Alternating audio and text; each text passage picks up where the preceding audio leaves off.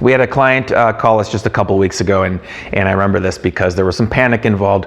There was a power of attorney that had been created for her father sometime in the past. I don't know who created it, but the bank wouldn't accept it. She wanted to access his money so she could pay his bills. He was losing capacity, and the bank didn't like it. They wouldn't accept the power of attorney, and there was some frustration there. Don't they have to accept it? What do we do to get the bank to accept this document? My name is Philip Bruce. I'm an estate planning attorney in Minnesota, and there's different kinds of powers of attorney. The first one that we see a lot is called a common law power of attorney.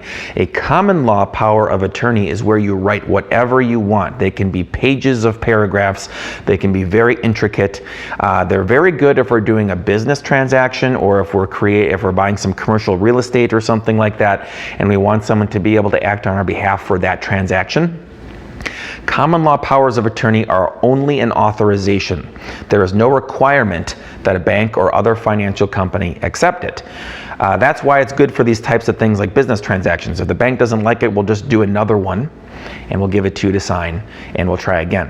When it comes to incapacity, that can be really frustrating because the bank is under no obligation to accept it. So what we usually want to do is create what's called a statutory power of attorney. All these laws were redone in 2014, so if you have a statutory power of attorney that's older than 2014, it is no longer statutory. It is now a common law. There's no obligation to accept it. They can accept it. It's an authorization. Maybe they want to make your life easy, but there's no requirement. So you want your statutory power of attorney to be newer than 2014.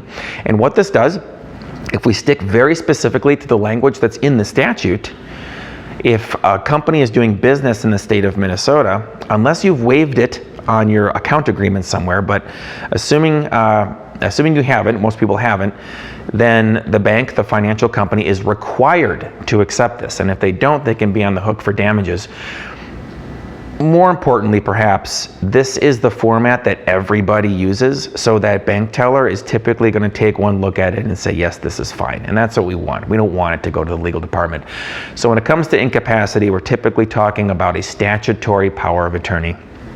Any questions about this or anything else, please do give us a shout.